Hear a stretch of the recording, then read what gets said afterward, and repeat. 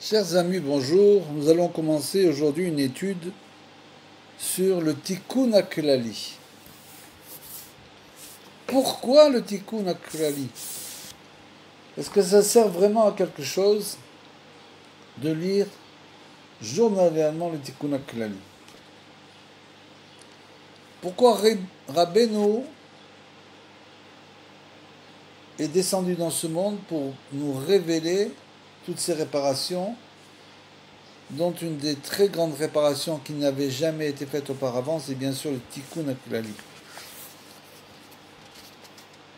Tout simplement parce que Rabbeinu, avec son roi Kodesh bien sûr, qui était proche de la prophétie, a vu tout ce qui allait se passer dans nos générations, et il savait très bien qu'à cause de nos nombreux péchés, nous sommes tombés à un tel point qu'à présent, à la veille de la venue du Mashiach, nous sommes tombés dans des lieux très bas et très méprisables.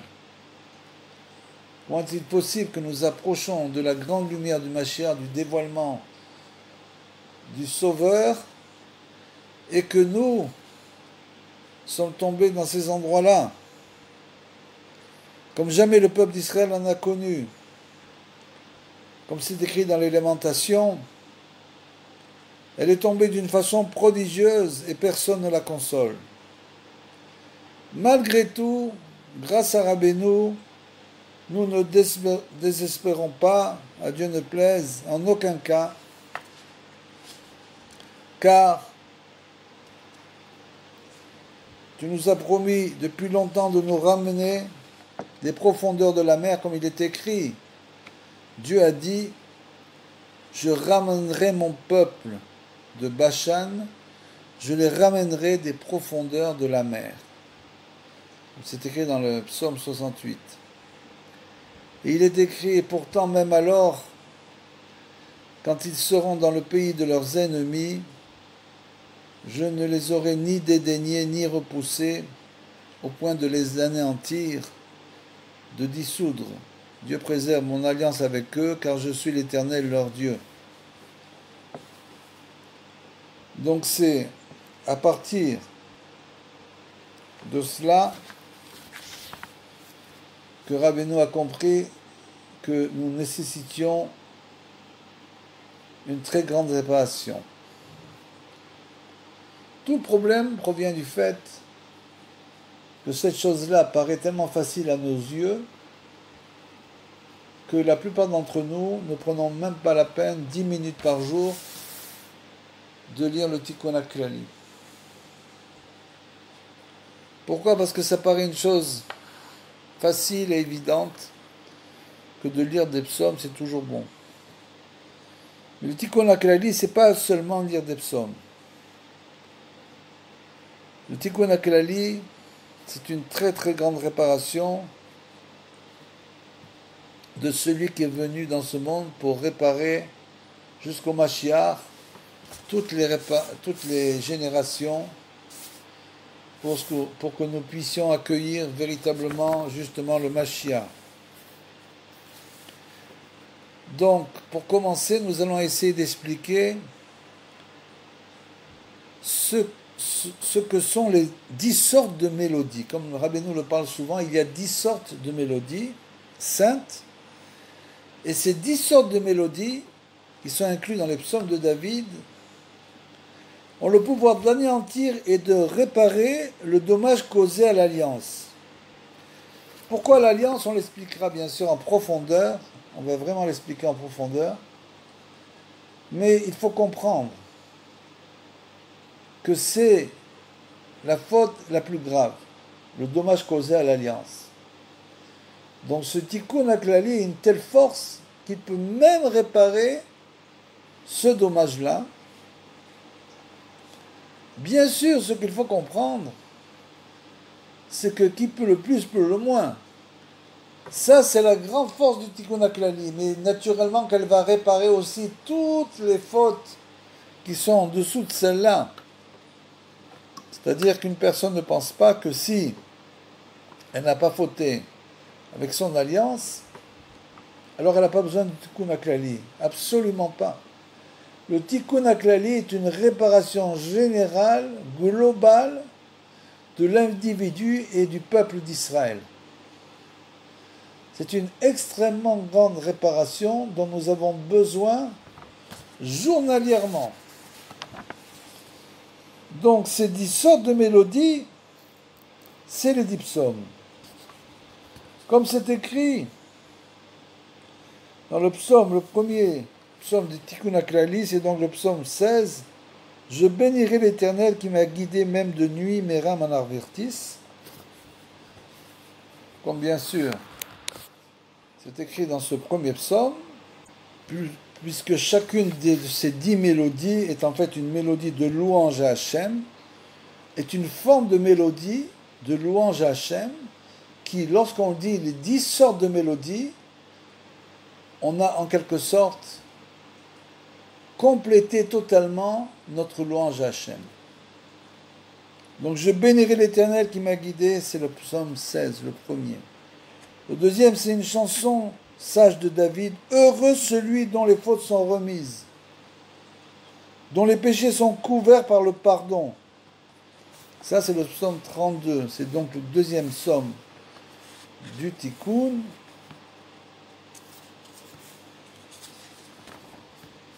Maison et fortune sont un héritage des pères, mais une femme sensée est un don de l'Éternel, comme c'est écrit dans le Proverbe. Ça, c'est le troisième psaume, donc bien sûr.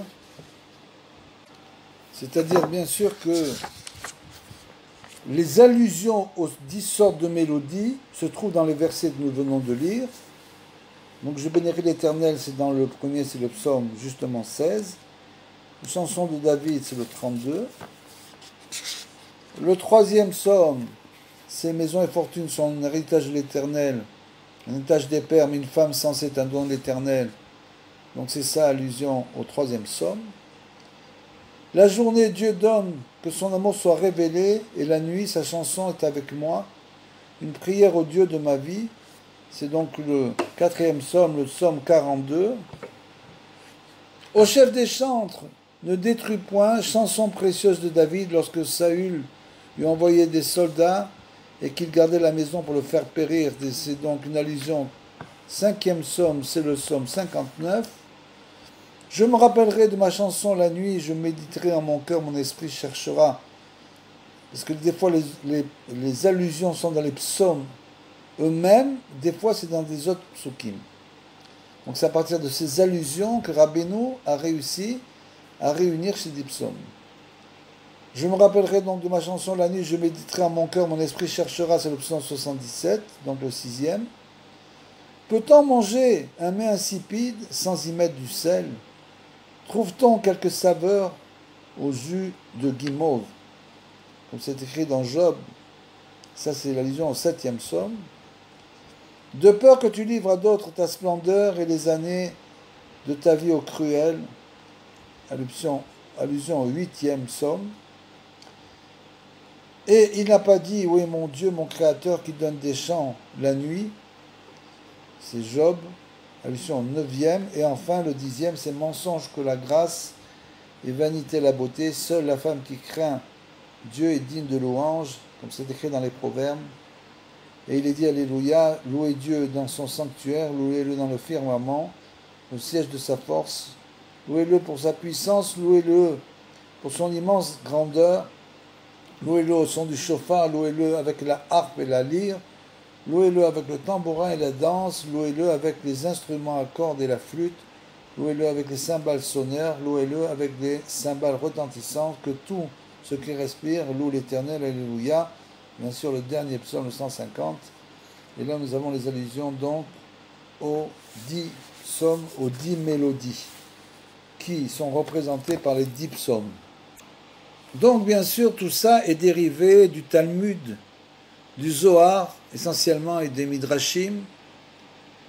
Et les sages affirment et réaffirment l'importance de la pureté, que le peuple d'Israël est un peuple, et le peuple de la pureté, il doit se maintenir dans la pureté, tout en bannissant, bien sûr, toute immoralité. Puisque, bien sûr, le mauvais penchant se sert essentiellement de cela pour faire tomber le peuple d'Israël. Et donc le signe de l'alliance, la Brit Mila que nous faisons au bébé qui vient de naître à 8 jours, c'est le signe, la Brit Mila, c'est le signe de l'alliance qu'il portera toute sa vie. Et son concept, bien sûr, qui est extrêmement profond. Pourquoi avons-nous besoin de faire une Brit Mila? On pourrait aussi bien naître avec la Brit Mila. C'est justement pour nous différencier des peuples, pour nous écarter de l'impureté et pour nous faire rentrer dans l'alliance de pureté avec Hachem. Et donc ce signe de l'alliance et son concept est un symbole appelant l'homme à la restriction. Il doit se restreindre dans le domaine de la pureté, ne pas tomber dans l'impureté des nations, bien sûr. C'est une chose qui peut le perdre totalement. Et donc il doit diriger ses forces toujours vers le bien. Alors, justement, il est écrit dans les Proverbes, Kesef Nifrar Lashon Tzadik. La langue du juste, c'est de l'argent de choix. Kesef Nifrar Lashon Tzadik. Et justement, les lettres de la fin de chacun de ces mots, de ce verset, font le mot France, la France. Ce verset et les tikkunim qui en découlent, nous enseigne Rabbi Nachman, s'appliquent essentiellement à la France. Parce que c'est le sémel de l'impureté des nations. Nous devons donc de ce qu'on appelle la Tarbut Maravite, la culture occidentale, nous devons bien sûr nous écarter au maximum de cette culture occidentale qui malheureusement a fait tomber tellement de nos compatriotes. La langue du juste, chanter les vertus du tzaddik, c'est le tikkun haklali du langage. Comment s'approcher du tzaddik qui est venu nous révéler cette grande réparation? Si ce n'est tout d'abord en l'aimant, réalisant la valeur et la sagesse de ses conseils afin de les suivre. Parce que tant que nous ne nous rapprochions pas vraiment du tzaddik, que nous n'arrivons pas à comprendre la grandeur du tzaddik, alors à ce moment-là, ces réparations, ces conseils, nous ne les suivons pas à la lettre. Dès l'instant où on se rapproche du tzaddik et l'on suit ses conseils, on commence à opérer sur nous une très grande et très puissante réparation que rien d'autre ne pourra faire. Absolument rien d'autre. Pour celui qui est tombé, bien sûr, dans tous les travers de l'exil, il n'y a que le tzaddik de la génération qui peut le réparer. Comment accepter un guide spirituel, si ce n'est en vantant ses qualités, bien sûr, qui est venu dans ce monde pour nous dévoiler toutes ces grandes réparations et ses conseils? Tout d'abord, il faut savoir que l'argent de choix représente la tzedaka, la charité, qui est le remède général de tout ce qui est matériel. Donner la charité, c'est avant tout montrer que l'argent gagné parfois péniblement a malgré tout un but spirituel. C'est-à-dire que nous avons aussi, comme le dit Rabbi Nachman dans de très nombreux passages, il est très important de sans arrêt faire la charité, que ce soit avec son argent ou avec son corps. Aider les autres, c'est une chose extrêmement importante pour opérer à sa propre réparation. Dans le conte du Bat Fila, des contes de Rabbi Nachman, du maître de la prière, nous montre, bien que malheureusement la mentalité française se situe à l'opposé de tous les tikkunim, puisque là-bas il est écrit « Chaque groupe avait sa croyance et nommait son roi en conséquence », le but de l'un était de bien manger, de l'autre d'avoir une belle femme, du troisième d'avoir beaucoup d'argent, du quatrième d'être toujours joyeux et donc de boire beaucoup de vin, et du cinquième de bien parler. Les gens de ce dernier groupe cherchèrent à leur tour un roi qui puisse leur convenir, Et là-bas, il est écrit, ils finirent par trouver un Français fou qui connaissait beaucoup de langues et de par surcroît, il parlait tout seul. Il avait, d'après leur folie, atteint leur but, le but final. Et cet homme-là, un homme ne faute que s'il est pris par un esprit de folie, comme c'est décrit.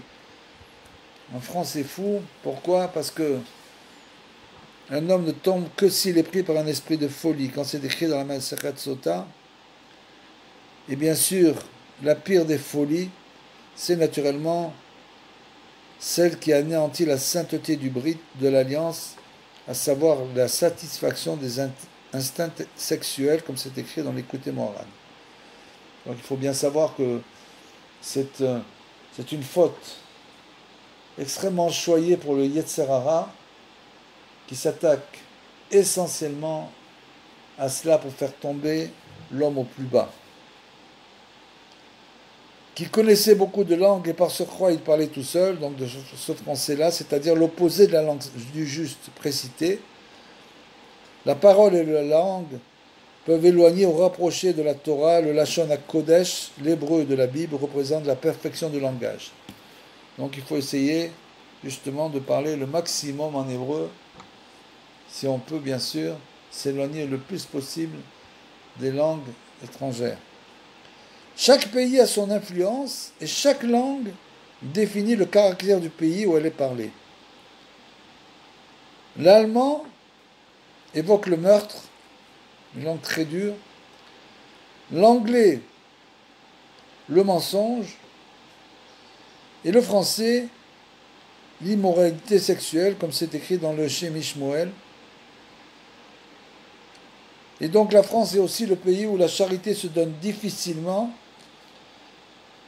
À l'époque de Rabbi Nachman, il était interdit de mendier en France. Où la langue et la littérature savent nous éloigner de Dieu. Parler de la prière du Seigneur et même du juste.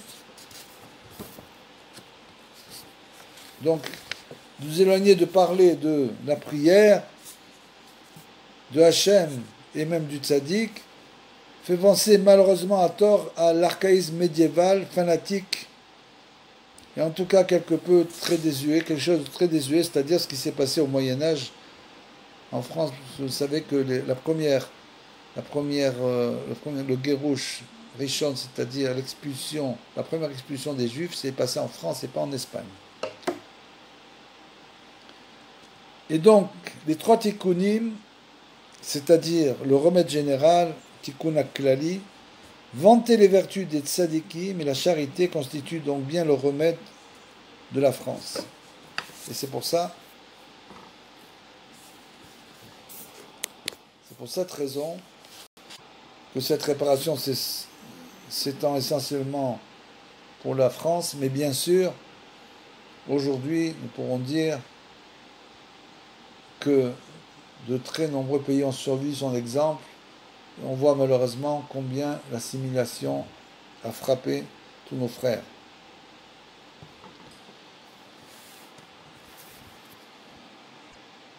Deux siècles plus tard, l'enseignement de Rabbi Nachman reste toujours vivant. Comment est-il possible que non seulement il reste vivant, mais en plus ça prend de l'ampleur? Il y a tous les jours plus de gens qui se rapprochent de Rabbeinu. Comment est-ce possible? Parce que c'est un rabbi vivant qui nous donne des conseils vivants pour notre vie d'aujourd'hui. Arrière-petit-fils du Baal Shem Tov, Rabbi Nachman est connu par certains maîtres de la Chassidoute et l'auteur des fameux contes. Pour d'autres, il représente le grand kabbaliste, le sage, qui nous enseigne les chemins de la Torah avec un discernement incomparable et une grande clarté. Pour les Chassidim, il est tout simplement le Rebbe, dont la sagesse et les conseils constituent aujourd'hui de vraies forces. Rabbi Nachman est né en Ukraine en 1772, au moment où le mouvement chassidique connaissait quelques déclins. Il se donne donc pour mission d'établir de nouvelles bases à la chassidoute. Voyant une société en constant changement, il comprend les problèmes profonds de sa génération et des générations à venir, puisque cette assimilation avait déjà commencé à son époque. C'est à l'époque, justement, 1790, 1800, ça avait vraiment commencé l'assimilation. Et donc, ça fait donc 225 ans que les Juifs s'assimilent. Et on voit le résultat aujourd'hui. Surtout que sa Torah n'a pas été vraiment diffusée, sauf depuis quelques années, depuis que Ouman a été ouvert à nouveau. Alors bien sûr, les gens ont vu en ça un signe de sauvetage de la génération. Il veut que son enseignement atteigne chaque juif, mais plus particulièrement ceux qui ont quitté toute tradition et religion, c'est-à-dire que cette Torah est une Torah qui peut rapprocher les plus éloignés, ceux qui sont tourmentés par des questions et qui ne parviennent pas à comprendre leur héritage. Il parle à ceux qui souffrent de dépression et qui sont dans le désespoir souvent, mais aussi à tout un chacun avec ses problèmes de tous les jours. Son message, c'est bien sûr celui de l'espoir et de la joie. Il nous enseigne que là même où se trouve l'obscurité la plus noire et la corruption la plus sale se cache la lumière de l'espoir, de la vie qui est prête à jaillir. C'est ça la grande force de Rabbeinu, c'est de dire que la plus grande réparation vient pour ceux qui sont le plus loin. Plus on est loin, plus on peut arriver haut, plus on va réparer. Et peu avant son départ de ce monde, Rabbeinu dit à ses adeptes que son influence continuera longtemps après sa mort. Ma flamme brûlera jusqu'à l'arrivée du Mashiach, comme c'est écrit dans Chayei Moharan. C'est-à-dire que petit à petit, sa flamme va bien sûr grandir tous les jours. Et donc il mourut en 1810 et fut enterré à Ouman, ville située entre Kiev et Odessa. Et donc ces chassidim formèrent alors des communautés ayant pour but de suivre et de répandre son enseignement. Naturellement, à ce niveau-là, il a beaucoup à parler aussi de savoir qui véritablement dévoile Rabbeinu. Est-ce qu'il y a un mouvement spécial qui dévoile totalement la pensée de Rabbeinu? Et bon, je vous donne mon avis personnel. Je pense qu'à ce niveau-là, la réponse est non. Chacun dévoile une parcelle, une partie de Rabbeinu. Mais ces enseignements sont tellement profonds et difficiles à comprendre que nous essayons de les comprendre justement en étudiant le Likutei Halachot, puisqu'en fait le Likutei Halachot est un monumental, est une explication monumentale du Likutei Moharan. Comme le disent les gens qui se sont rapprochés de Rabbeinu, pour comprendre le Likutei Moharan, il faut d'abord étudier le Likutei Halachot, aussi le Zohar Kadosh. Donc on essaye de comprendre son message, mais dire qu'il y a un mouvement Breslev, entre guillemets, qui dévoile Rabbeinu, pas du tout, absolument pas. J'ai entendu il n'y a pas longtemps quelqu'un qui disait une personne peut être à Ouman sur la kever de Rabbeinu, étudier le Likutei Halachot, le Likutei Moharan, etc., et faire l'inverse de ce qui est marqué dans ces livres. Donc c'est pas du tout évident de comprendre la Torah de Rabbeinu. Pour ça, il faut beaucoup de bitoul, beaucoup d'annulation. Et être prêt surtout à changer, à se renouveler. Toute la Torah de Rabbeinu, c'est le renouvellement. Donc pour ceux qui ne se renouvellent pas, ils ont une part dans la Torah de Rabbeinu, ils essayent de suivre ses enseignements, mais bien sûr, ils sont très loin, très loin de comprendre le message véritable. Mais chacun d'entre nous, faisons des efforts, essayons de comprendre ce qu'on peut à notre niveau. Et donc, dans l'Likutei Moharan, il est écrit que Rabbeinu Nachman nous enseigne que lorsqu'il arrive à une personne d'avoir une pollution nocturne, le tikkun, la réparation à cela, est de réciter les 10 psaumes le jour même. La lecture de ces psaumes-là a le pouvoir de délivrer la semence de ce qu'elle représente dans le monde spirituel, c'est-à-dire qu'il faut bien savoir que toute action matérielle dans ce monde entraîne en haut un changement spirituel. Si c'est pour le bien, chaque mitzvah qu'on fait réveille en haut une mitzvah en haut, donc ça nous donne un mérite. chaque bénédiction que l'on fait réveille en haut une bénédiction. Chaque prière qu'on fait ici réveille en haut une prière. Mais malheureusement, chaque Avera qu'on fait ici-bas réveille en haut une Avera malheureusement. Et donc, justement, cette lecture des psaumes a le pouvoir de délivrer la semence, donc comme on l'a dit, de ce qu'elle représente dans le monde spirituel, de la klipa, de l'impureté, la force négative qu'il a capturée. C'est-à-dire que les forces négatives, qu'on a expliqué souvent, se nourrissent des avérotes de l'homme. Le mot psaume en hébreu Tehilim a pour valeur numérique 485, qui est aussi celle de Li, je ne dis pas le mot entièrement, c'est ce qu'on appelle la reine des démons. Et le nom de l'esprit maléfique désignant la klipa qui capture la semence. C'est donc cet esprit maléfique qui capture les impuretés venant des avérotes, des fautes de l'homme.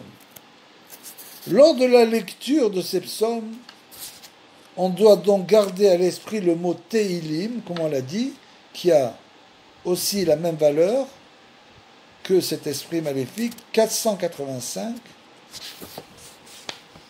correspondant aux deux noms divins. Tehilim, ça correspond au deux noms divins El Elohim. Ce sont ces deux noms qui ont le pouvoir de délivrer la semence de la klipa, justement.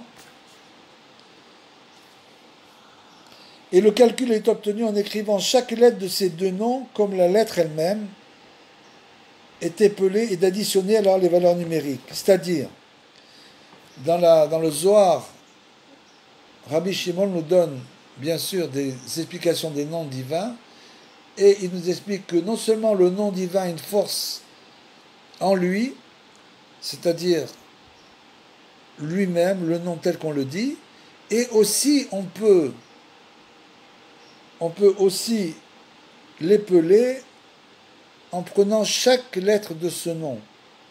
Et donc là, elle se décompose en Aleph, c'est la première lettre, c'est donc le valeur numérique 1, et Lamed, c'est 30.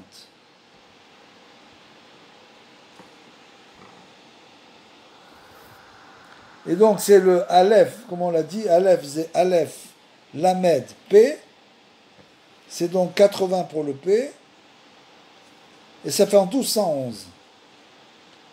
Et le Lamed, pour le Lamed du L, c'est Lamed, c'est 30, même, c'est-à-dire que Lamed, c'est Lamed, même, et Dalet. Donc c'est 30, même, c'est 40, et Dalet, c'est 4, et ça fait 74.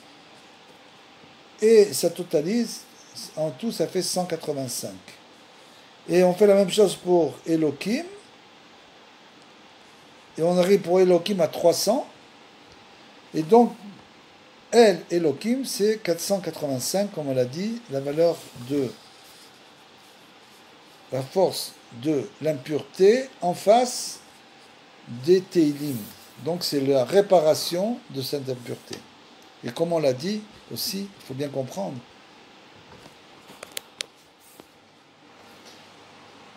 qui peut le plus peut le moins, c'est-à-dire que bien sûr ces 10 psaumes viennent réparer la plus grande faute qui entraîne les plus grands dommages au niveau spirituel dans les mondes supérieurs,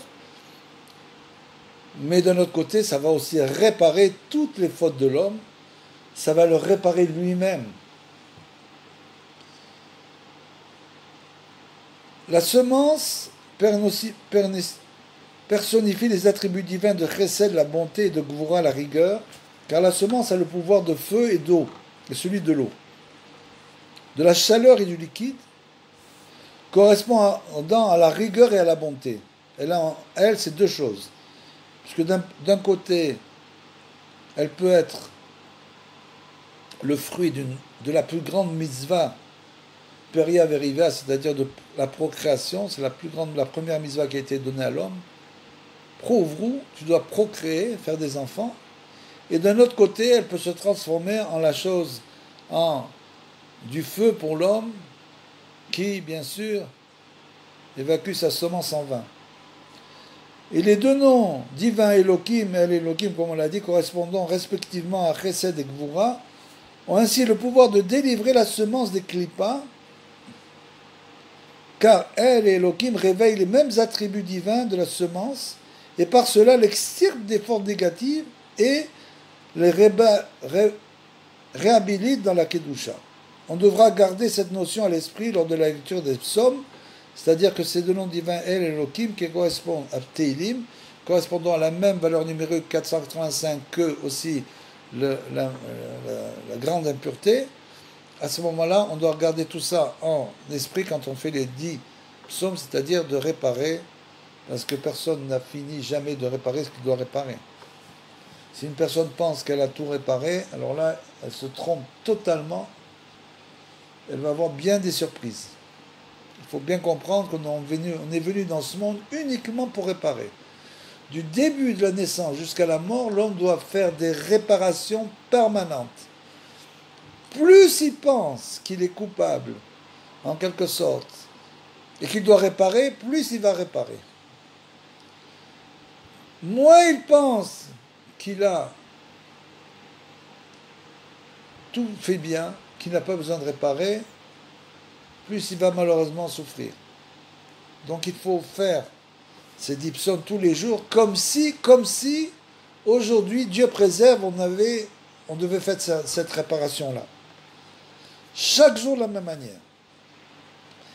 Et ces 10 psaumes, comme on l'a expliqué au début, correspondent aux 10 sortes de mélodies, qui correspondent aux 10 expressions de chant et de louange, constituant la base des Teilim. C'est écrit dans le Zohar. Comme on l'a dit auparavant, donc ils se nomment Ashrei, le Matzia, Maskil, Alléluia, c'est-à-dire que tous les noms des débuts de ces 10 psaumes. Et chacune de ces expressions, donc, bien sûr, a le pouvoir d'annuler la force de la Klippa, de l'impureté, car chacune d'elles est directement opposée à la Klippa. Donc il y a 10 sortes de Klippa qu'on va réussir à anéantir avec les 10 Teilim, et grâce à cela, véritablement, on va pouvoir faire un grand travail. Le terme Marat, c'est-à-dire la vision, est composé des mêmes lettres que le mot Meorot, utilisé dans la création, qui sont les corps lumineux. Donc de la relation, bien sûr, entre la vision et les corps lumineux. Écrit sans Vav, Meorot, contrairement à l'habitude, à ce terme évoque aussi les malédictions. Nos sages stipulent dans le Zohar que cette malédiction-là fait allusion à cet esprit maléfique qui est aussi une source de malédiction.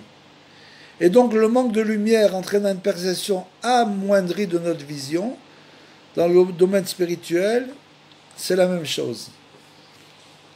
On assombrit notre vision dans le domaine spirituel, c'est comme ça que les gens s'éloignent progressivement, en s'imaginant qu'ils n'ont pas besoin de toutes ces réparations-là, ils s'éloignent progressivement jusqu'à tomber malheureusement où ils tombent.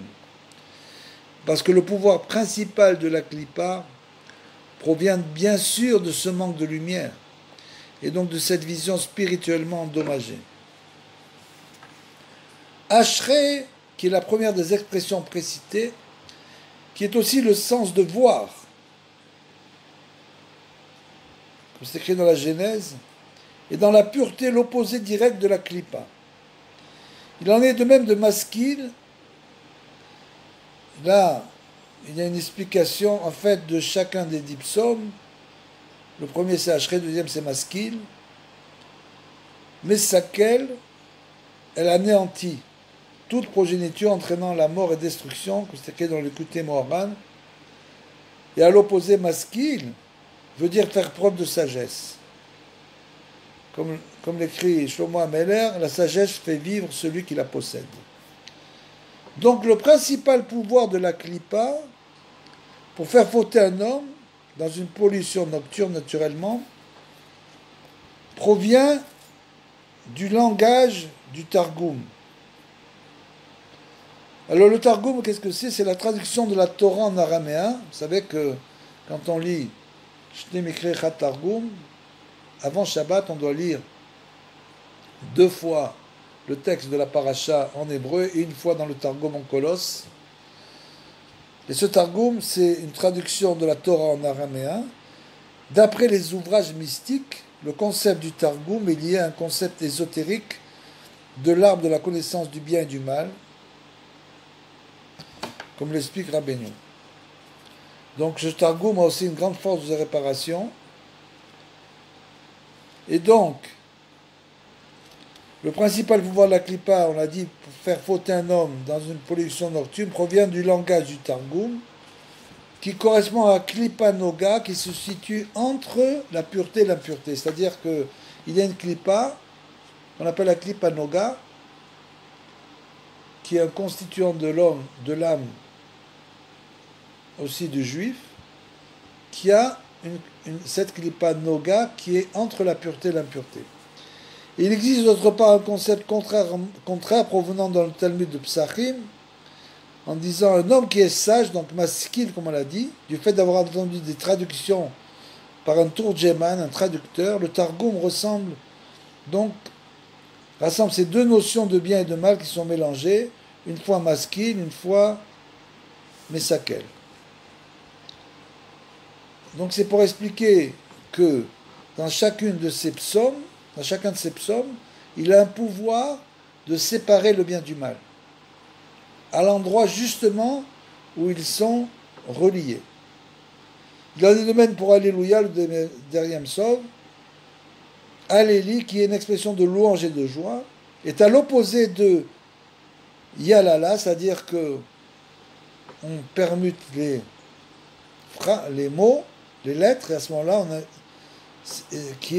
Yalala, c'est le gémissement amer, qui donne à la Klippa le nom de cette force de l'impureté qu'on en a parlé, à cause de sa lamentation constante.